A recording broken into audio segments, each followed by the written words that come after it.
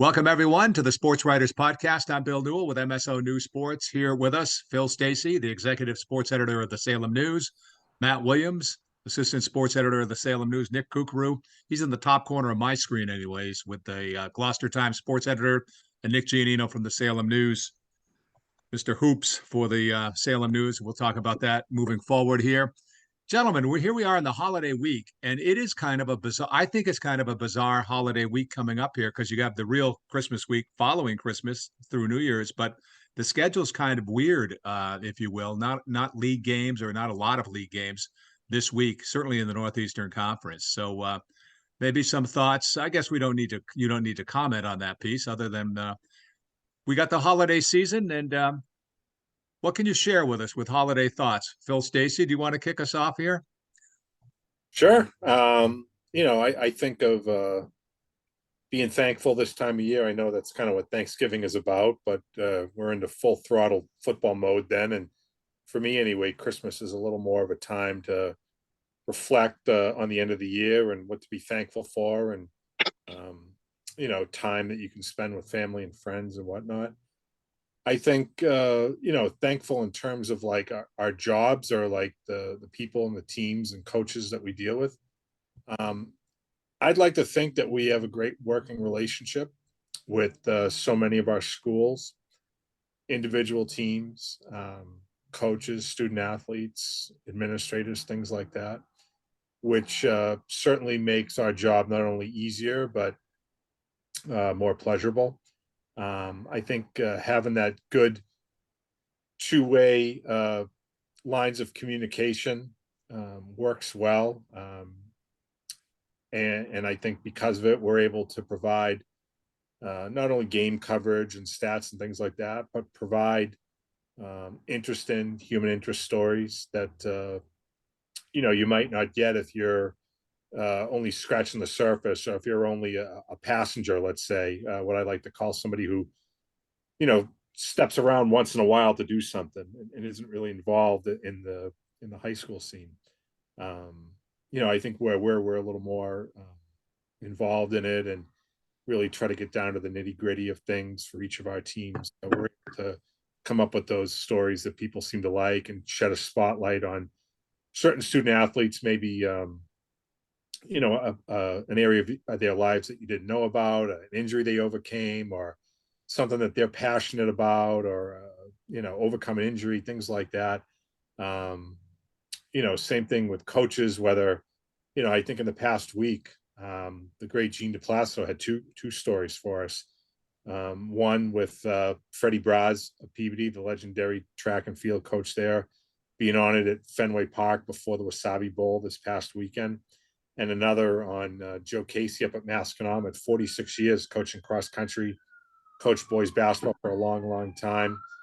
He's retiring after all his time coaching. So I think those are the stories that resonate with people, and I'm thankful that we get to play serve as kind of like the conduits, I guess you could say, um, between the subjects and the readers. We help bring these stories to life. So um, I can only speak for myself, but I think I speak for everybody here when I say I still get a rush going to games, knowing that something big could happen. Maybe there's going to be something I've never seen before. Maybe there's going to be a 5 goal game, or some freshman is going to come up with the play of the game, or somebody unheralded is going to do something extraordinary. That there's always something new and exciting that you can find in any game. And whatever you write is going to resonate with people long after it's been in that day's newspaper or online. So there's a specialness to that I've always enjoyed about the job and still do. So I know for me, I'm just thankful that we live in the area we do, get to report on the teams we do, and have the kind of rabid sports fandom that we do in this area. Phil, you talk about an unusual play, but that Patriots play on Sunday, which everyone's been talking about and lamenting about, is we had a very similar play playing Christmas time touch football. I think around when I was like 17 years old. I mean, that was a play that you would make playing razzle dazzle, trying to make something happen. And hey, if you pass it to the other team, so what? It's razzle dazzle, touch football, and no one cares. But man, speaking of the unexpected, that was a big one. that was pretty crazy, I would say. First night of Hanukkah, so that was quite a gift that the Patriots gave to the Las Vegas Raiders there. Not one I think they wanted to give them, but they might have also given their slight playoff chances away as well. But you are right. Other guys, you guys can weigh in, but working with coaches, working with athletes, sometimes I get to tag along with you guys basically, as I did with Nick Giannino the other night over in Marblehead. But it's the watching the players, watching the coaches interact with players, and so on. It's kind of a you're up close, you're able to use this position to get that great seat, if you will, or stand in whatever it might be, and I guess it's just a great time, as you mentioned, Phil, to thank coaches, to thank the athletes for what they've been able to, cooperate, if you will, or help us do our jobs during the past year, and we really do appreciate all of that for sure. On that note, why don't we go and talk a bit about winter sports? And I'm just gonna take it first. I'm just gonna go to boys basketball. We got Nick Giannino down there, and Nick, you and I were at the Marblehead Salem game the other night. Marblehead in their opening game beat Beverly, and you're wondering how good is this Marblehead team? And I got to tell you, this Marblehead team could be very good. They were already missing. Was it Nick Cross, Nick Giannino, or Matt Cross? They were missing from the lineup on Monday, on Friday night rather, against Salem, but they were missing one of their big guys, and Yeah, they look tough. I mean, they don't have it all together yet because it's only game two, but they've got some length and some quickness and athleticism. They may, who knows what else they might be missing, but they'll be pretty formidable. It looks like this year. absolutely. I was very impressed with them. And, the game we saw, they didn't score a ton. What it was, 56-50, I think was the final over Salem. But they played great defense. They rebounded really well. They got depth. They're big. They're really big. They got some size, up front with Miles O'Neill and Ryan Comos in the starting lineup there. And the player that they were missing, who you were referring to, Bill, is Scotty Campbell. Oh, Scott. I haven't seen him play much, but he's another big body for them. So that's gonna be a huge advantage for them all year, I think, is their size. And then at the guard positions, they got speed and athleticism. They got guys that can, facilitate, dish the ball. They got guys that can get to the rim with Tyrone Countryman is, probably going to be one of their leading scorers this year, but he was great in the passing game against Salem. Kind of took a backseat in the scoring department. And it's funny after the game. What did you already say? He said, he had to tell Tyrone, "Oh, we need you scoring a little bit. Like we love the passing, but attack the rim a little bit." So they got guys that can do a little bit of everything. I thought, Isaiah McCord played really well too for them. He's another quick guard. There was a kind of a momentum swinging play in the game where he went up to challenge Salem's Brayson Green on a dunk attempt on a fast break, and he looked like he got a pretty clean block. Might have got some body with it, and unfortunately Brayson hit the deck pretty hard and cut his lip open. He couldn't finish the game. He's going to be, probably Salem's best player, one of the better players in the league, and he's only a sophomore. So you'd think that would have turned the tides in Marblehead's favor, but instead Salem had some players step up and kind of cut into the deficit, and it only ended up being a 6-point Marblehead win when it looked like they were going to run away with it in the third there. So yeah, very impressed with Marblehead. Like you mentioned, they beat Beverly in the season opener. Now they beat Salem. Both, going to be definitely contenders in the NEC. So I like what I see from Marblehead. And then, just going down the line, I think the NEC is going to be super competitive this year. I haven't seen all the teams yet, of course, but, Beverly had that close one in the season opener to Marblehead, which they lost. And then they come back and they beat Peabody by 1 point. I guess Peabody had a shot at the buzzer to win it, but it was off the mark. So Peabody, Beverly, Marblehead, Salem, all those teams are going to be, good this year, right at the top of the standings, I think. And even Danvers has made some nice strides. I haven't seen Lynn English, but they're always in the mix. They got some really good players. It'll be a good matchup between them and Beverly this Friday, which I'll be at with updates and a story from. So looking forward to, and Masco, didn't even talk about Masco. They had a real tough loss to Peabody. but they got some good players too. And Matt Richardson already has a 40-point game for them. So, and the guy for Peabody that we talked about, I think last week on the podcast, we were trying to figure out if he was going to, take over that lead scoring role for the Tanners. AJ Forte had that 40-point game last year, but was kind of sporadic with the scoring. He'd have 25 points and maybe 10 points. This year, he's been in the 20s every game so far. So that's a good sign for them. But yeah, looking forward to more NEC hoops, see how the standings shake out. Yeah, that game you were mentioning, Nick, the Beverly Lynn English game at Beverly Friday night, 7 o'clock. That's Yep. Beverly's next game. That's their only game this week, as through Friday anyway. Well, that's Right. basketball. Yeah, and just quickly, Bill, to piggyback off that, there is a few teams down in Florida right now going to be playing in an event called the KSA Events Classic down in Orlando, Florida, near Disney. We got the Salem boys going for the fourth time in the past 5 years. They've really enjoyed that trip, gotten a lot out of it in recent years. So they, have kind of made that an annual tradition now. And Marblehead boys and girls have hopped on board. They're down there now too. And as same with Pingree boys and girls teams. So none of the local teams are going to be in the same bracket. They won't be playing each other or anything like that, but they'll be taking on teams from across the country. I saw teams from Alabama, Tennessee, Pennsylvania, Rhode Island, a bunch of different states. So it's a good take. We're not sure yet if those games are going to count towards a regular season record or not, but in any case, it's a nice way to go into the holidays with some good competition and get away from reality for a little bit down in Disney World. Nick Kukuru from the Cape Ann area. Gloucester boys basketball off to a great start, and then we can transition into hockey. Yeah, I was gonna say boys basketball has kind of been the only teams making waves in my area so far.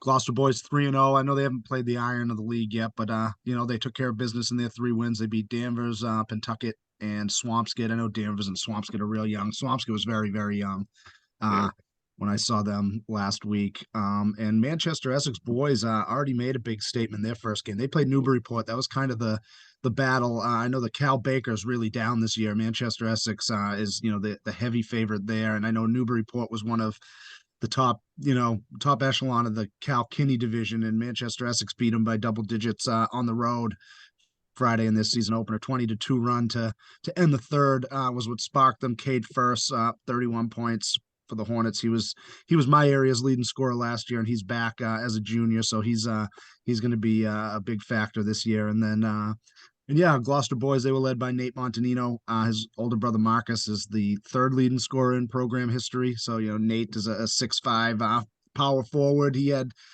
26 the other night against Swampscott. He had 25 against Pentucket. So he's been getting the job done on the interior for Gloucester in the early stages of this season for sure. If you want to move on to hockey, not a ton notable from my area. Gloucester's 1-2, Rockport's 1-2 on the boys' side, and the Gloucester girls are 1-3. So kind of slow starts a bit for my area. Rockport dropped a couple tough ones this week. Triton waxed them, but that's a tough matchup for them anyway you slice it. And then they got beat by Essex Tech 6-3 on Saturday. The Gloucester girls picked up their first win on Saturday at Medford 2-0. Keegan Jewell and Eliana Parsons were the goal scorers there, but they're 1-3. So we'll see. They've been having trouble putting the puck in the net consistently. We'll see. They got Masco in another game against Marblehead this week, so a chance for them to kind of creep up closer to 500 this coming week. And Gloucester boys hockey, a tough 2-game stretch. They've been outscored 9-2 at the hands of Marblehead and Franklin. Franklin's a Division I program. They were underdogs in that one, but Marblehead really took it to them last Wednesday. I was actually kind of surprised to see it. I said last week what teams we have questions about. I wanted to see, what Gloucester hockey was about. They got a different skill set than they've had, in the last 5 years. They're not going to be as up and down. I think they're still kind of adjusting to that. I think they'll be all right in the long run, but this little early season stretch, they're adjusting a bit to a new style of play. They're a little bit more built on depth this year than a few superstars at the top of the lineup. So we'll see how that shakes up going forward. They get a chance to maybe play Marblehead again next week. Monday, Tuesday is the Savings Bank Christmas tournament. So you got Gloucester and Barrington, Rhode Island in one game, and Beverly Marblehead in the next game. So you could see a rematch there. Either way, they'll be playing an NEC team for an extra meeting coming up next week. Oh, Right. I sorry. know. I would mention one more thing. Gloucester Wrestling actually had a good a week at the Sons of Italy tournament. Jaden Toppin, their 220 pounder, he won the tournament for the second year in a row, and he's the only Gloucester wrestler in the 10, 11 years of the program to ever win that tournament. It's a pretty prestigious tournament up in Wilmington at the Shriners. He finished first, and then his twin brother Michael, who was a North Sectional champ last year, he finished second at 195. So those two twin brothers for Gloucester are looking like some serious contenders for later on in the season once those big tournaments start. They could form a great tag team moving forward, in life, Yeah, right? I wouldn't want to go up Yeah. against them that much. All right. Matt Williams, I feel apparently has been dropping in and out here. Who knows what's going on, but it's our Zoom, whatever. But Matt, tell us about some girls hockey. What do you got for us? Well, some action this past week. I really like the way Beverly's playing right now. They're 3-1. They've won 3 of their first 4 games, and just a real structured team. I just really like the grit that they're playing with. They got a really nice core of defense people, defensemen, defense women, whatever you want to call them. They're playing very well in front of a veteran goaltender, and they're just keeping the puck out of the net. They had a great win at home against Newburyport, a 1-0 game. The videos on Twitter of the goal, it's pretty cool. The goalie got an assist. So we got to do an alert every time there's a goalie point. We do the little sirens there online, and I'm not sure if she meant to pass it. It was kind of a little helter skelter, but she touched the puck up, and there was one touch that sent Hallie Greenleaf in for a beautiful breakaway goal. And Newburyport had been one of the better teams in the league, and that's a huge win for Beverly to get one over on them. That puts them right in that third place position between Peabody after Peabody and Winthrop. So I guess that would be kind of my team of the week. I really like the way the Beverly girls have come out of the gates swinging and playing very well. Very good hockey there. Any other notes, Matt, you want to share with us? Well, Perennial I think power like I mean Peabody. I'll pick up on the boys hockey a little bit if we Yep. get Phil back. I mean, the St. John's Prep got a tie, so they're not going to go perfect on the season, I guess, which is not necessarily to be expected. But the Mortals over there, got a 2-2 tie against Hingham. Sounded like they outshot Hingham by quite a lot. That's usually a really interesting game early in the season. It's usually the first or second game for St. John's every year, and every year Hingham's right there. Sometimes they go down there and win by 6 or 7. Sometimes they go down there and lose. This time it was a tie, so very interesting. I got to see the overtime between Masconomet and Marblehead on Saturday night, and what an entertaining take that was. It was 4-4 going into the overtime. There was a penalty at the end of regulation that the teams had to kill off, and so went into overtime. This was a little bit of a gripe. It was a long day for me on Saturday. I saw 10 periods of hockey, so I was tweeting a lot of random stuff. Nobody seemed to really engage with some of the fun stuff I was throwing out there, but it was weird. So what they did, in the NHL, right?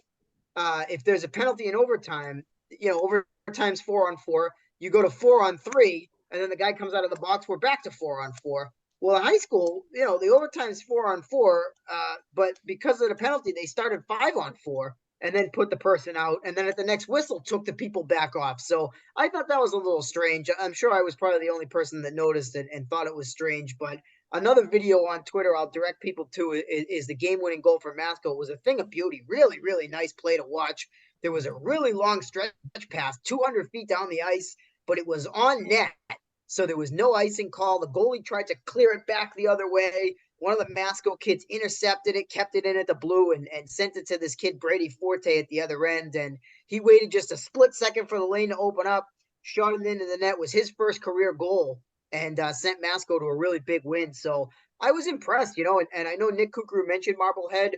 I didn't really know what to expect from them this year with all the kids that they graduated from their super team 2 years ago and some of the leftovers last year, and with a brand new coach.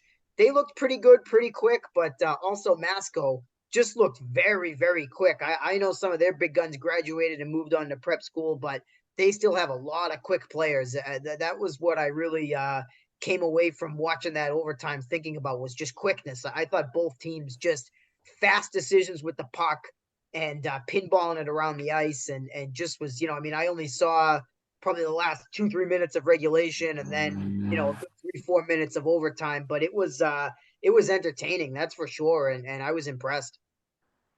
Let me touch upon those two great games, Willie. Two I would have liked to have been at, but a dance recital Saturday afternoon. Not myself, but a family member had to go to.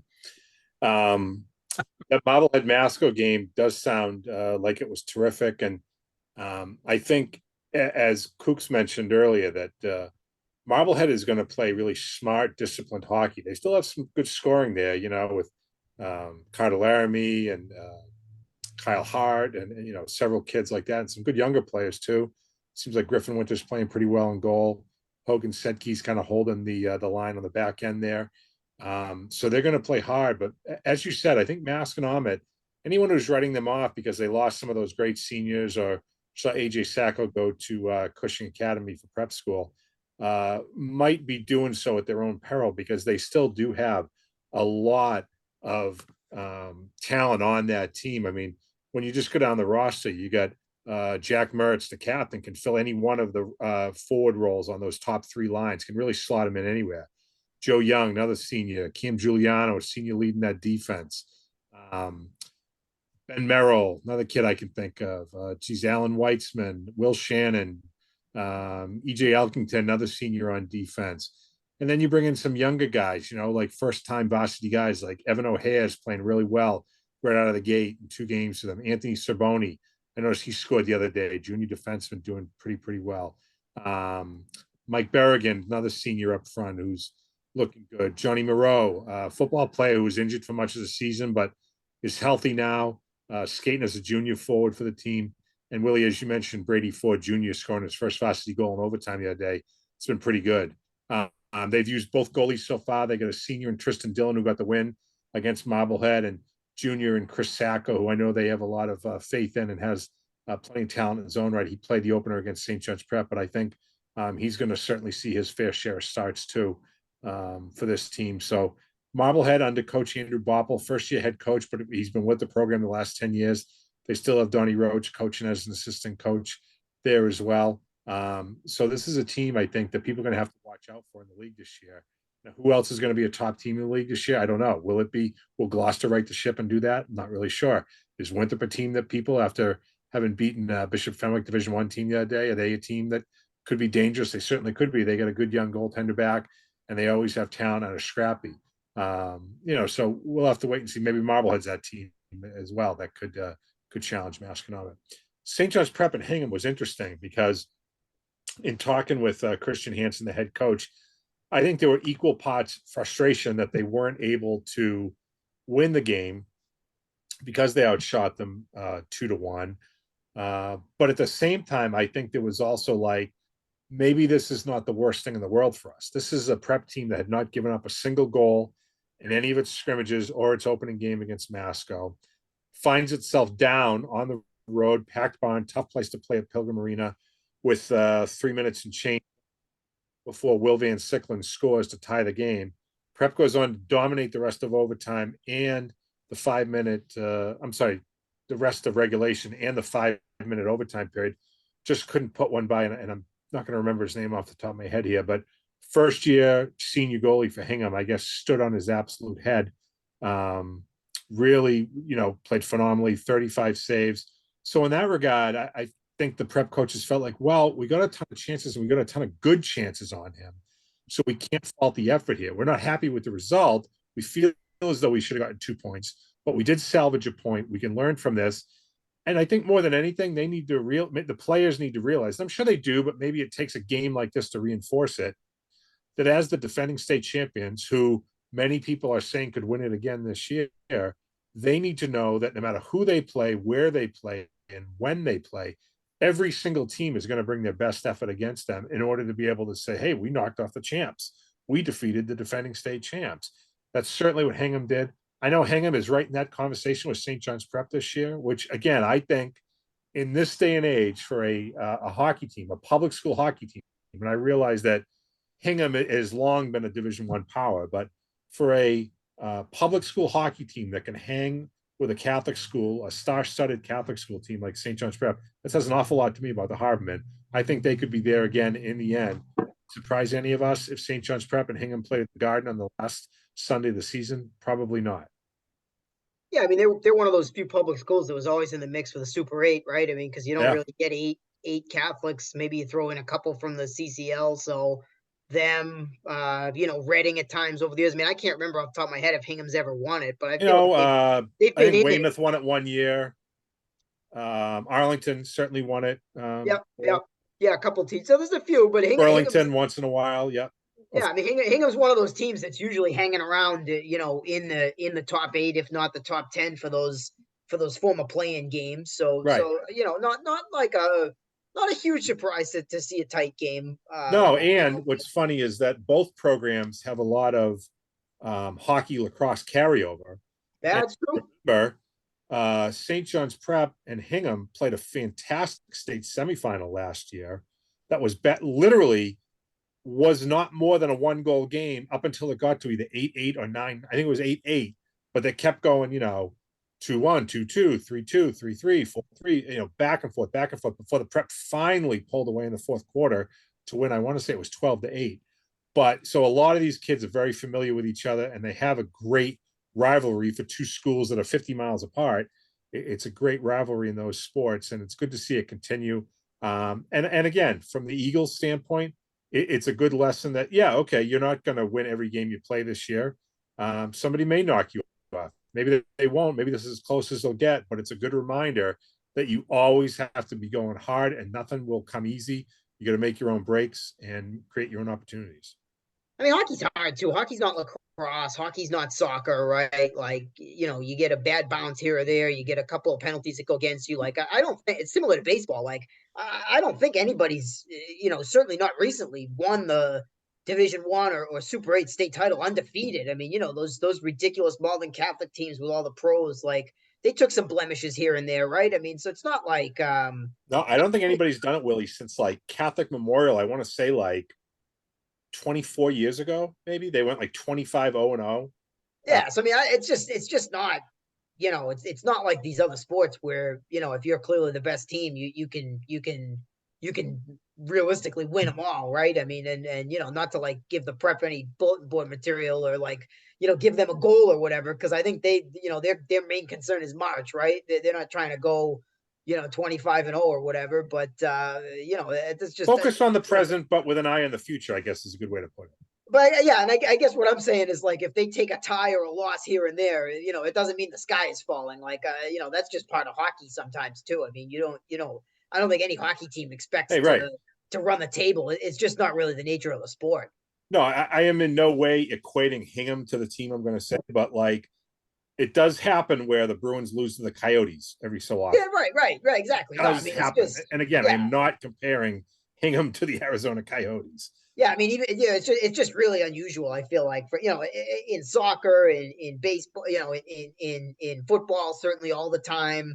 Basketball from time to time, you see an undefeated state championship team. I just feel like in hockey, in every division and even in the girls nowadays, it's pretty rare. I mean, I guess Austin maybe did it last year, and St. Mary's has done it for the girls, but they used to do it regularly, 15 years ago, but those days are kind of over. I mean, everybody kind of takes a lump here or there, and that's good. I think it's good for the sport, Yeah, no, I agree. You can show up any given day and see a really good game, and especially now with the overtime makes things interesting too. It really does. Those ties become possible blemishes, and I wonder, I know you did a column on it last year talking about some of the coaches' philosophies as far as this new overtime because of the whole MIAA, power ranking, what do you call it? Margin of victory, situation, and as far as it affects, do you go for the win? Do you go for the tie? If you're down 2-0 with 2 minutes left, do you pull your goalie or not, try to. Case in point was the other day, the game I did get to was Essex Tech and Rockport. And in talking with Kyle Nelson, the Rockport coach after the game, I wouldn't say he was thrilled. I mean, they lost 6-3, but what he was happy with was that they were down 5-1 in the third period. They came back scored 2 goals. Captain Dougie Pratt got both of those. Essex Tech scores an empty netter, but for them, that is a good win because a good loss win. It's a good loss because it stays in that 3-goal margin, and it's against a team one division higher. Right. That will help them in terms of their power seeding rankings. That's going to look a lot better than a 6-1 loss. 6-3 loss. That may not sound like much, but it does make a difference. So what I want to know is how much, if it had been 5-3, like, coaches don't know this information, and they really probably should. Like, if they lost 5-3, how much would they gain? In other words, should they have pulled the goalie? I was at a 2-0 game, and the coach opted not to pull the goalie to keep it within that 3-goal margin. I think it's percentage points, and I don't say that with any authoritative. No, I mean, it's small, but you wonder how much. I mean, and then as a coach, you're sitting there wondering, like, at the end of the year, if I'm 1 seed off by, 0.5, or is it going to be, you can kind of give yourself it's a little bit going down a rabbit hole. For me personally, I think I would probably throw it out and coach the game as I normally would instead of worrying about it, because if you sit here and crunch all these numbers, you can kind of drive yourself crazy a little bit. You end up like you end up in Russell Crowe in that movie where he thinks he's working for the Beautiful CIA. Mind. Yeah. But I don't think it's where it affects the strategy on the ice. I don't think that's what you want. Of course, in the NHL, right? We saw Patrick Waugh decide a loss is a loss and start pulling the goalie at these crazy times, and it sort of filtered down through all levels of hockey, and now the high school teams have to do the opposite for the margin of victory or whatever. I do want to mention, I just touched on Essex Tech quickly. 3-0 start. They're playing great, and this is without one of their better top 6 forwards, Jaden Vargas, who's been injured, but they're getting balanced scoring. They've got real good size and depth on the blue line. Obviously, a great goalie, and Kyle Mahan, who had 8 shutouts last year. Big test for them this Wednesday, at home against Marblehead. Definitely a step up for them in terms of the competition that they normally play. I think it's great that the Hawks are playing some Northeastern Conference teams this year to get ready for the move into the Cape Ann League next year, where they're going to play the entire slate. It's not going to be just the Baker division. They're going to be playing Triton and Newburyport and Linfield and all. So a game like this against Marblehead should certainly be a good barometer for them. And Marblehead, could very easily be 2-0 going into this game. So I'm expecting a real good one. The other shout out I want to give is to Hamilton Wenham. They're off to a 2-0 start. Coach Rob Ryan's team has looked good, including a first ever win for his program over North Reading the other night, 3-0. Sophomore Cooper Miller with 28 saves shutout. Will Stinson had a pair of goals. Charlie Collins added an empty netter, also had an assist. The Generals 2-0 for the first time in recent memory. So great going for them as they look forward to the Lynn Jets Christmas tournament they'll play in next week along with Swampscott. And I should say Swampscott's 2-0 too. They've got a pair of 1-goal wins. They've come from behind, beat Latin Academy after beating Beverly last week. So nice job to Gino Fayer and company, certainly getting Ronan Locke back in the mix. He was there as a freshman, left to go to St. Mary's. Now he's back for his senior year. He's a heady player, sees the ice really, really well, makes his teammates better. Jason Buffard playing well in goal. A lot of these kids for Swampscott who took their lumps the last 2 seasons playing varsity minutes as underclassmen are starting to come into their own now as juniors and seniors. So nice to see the Big Blue also playing well. Well, gentlemen, we are just about out of time here. So I'm going to make sure when we close out this, everyone's going to hang their stockings up, right? Unless your stocking's already up. With care. Yeah, with care. Yeah. So Nick Giannino, is your stocking up yet? Oh, yes, yeah, no? right here. They're up. Okay. Yeah. Matt Williams stocking up? Nothing in it yet. No, I don't try. I'm a late stocking hanger. If I put that thing up now, it's going to be dog chew. That thing's going to go up, 10 p.m., right around the time Clarence is showing up at the bridge on It's a Wonderful Life. That thing can't go up. Bedford Falls. Yeah. Bedford Falls. Hey, I know we're going to get cut off here, so we got to stop. But Nick Cooker, I'd love to know, and Phil as well. But happy holidays. We'll find out. Happy holidays, everybody.